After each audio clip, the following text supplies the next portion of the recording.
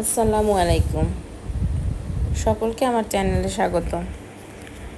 আজকে আমি আপনাদের জন্য নিয়ে এসেছি কাঁকড়া ভুনা রেসিপি। বলুন তো কাঁকড়া কাদের কাদের ভালো? আমার কাছে কাঁকড়া ভীষণ পছন্দ। আমি শুধু ভাত ছাড়াও খালি খালি কাঁকড়াও খেতে পারি। কারা কীরকম কাঁকড়া রান্না করেন কমেন্টে জানাবেন।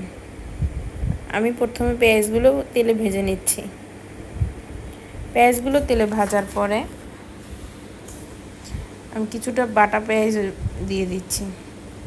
এখন এগুলোর সাথে তেলের সাথে ভালো করে ভেজে নেব।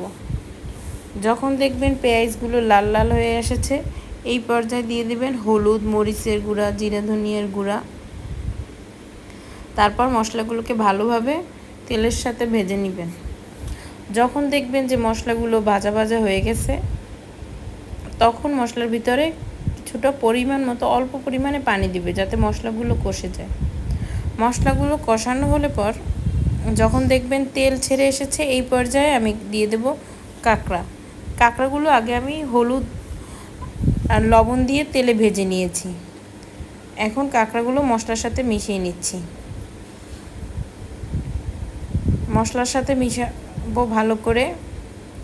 আরও কিছু কাঁকড়া আছে, কিন্তু প্রথমে অল্প কাঁকড়াগুলো ভালোভাবে মশলার সাথে মিশিয়ে নিচ্ছি, আর বাকি কাঁকড়াগুলো মশলার ভিতরে দিয়ে দিলাম। এখন মশলাগুলোর সাথে কাঁকড়াগুলোকে ভালোভাবে মিশিয়ে নিয়ে কষাবো কিছুক্ষণের জন্য। যখন দেখব যে মশলাগুলো ভালোভাবে কষানো হয়েছে, এই পর্যায়ে আমি আগে কিছু আলু ভেজে রেখেছিলাম তেলে, ওই আলুগুলো কাঁকড়ার সাথে দিয়ে দেব।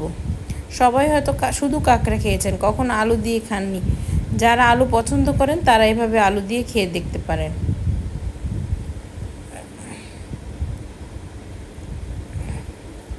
এখন এই পর্যায়ে আমি অল্প অল্প করে পানি মিশিয়ে নিচ্ছি। যতটুকু পরিমাণ কাঁকড়া রান্নার জন্য পানি লাগবে, আমি সেই পরিমাণে পানি দিয়ে দিচ্ছি।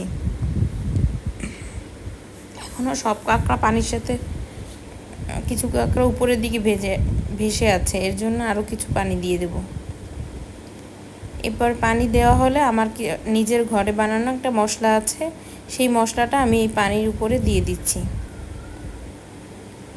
এখন আমি অপেক্ষা করব এটি হওয়া পর্যন্ত। কাঁকড়া কিন্তু খেতে খুবই মজা লাগে। এইভাবে রান্না করে দেখবেন, কাঁকড়ার স্বাদ অনেক বেশ ভালো হবে।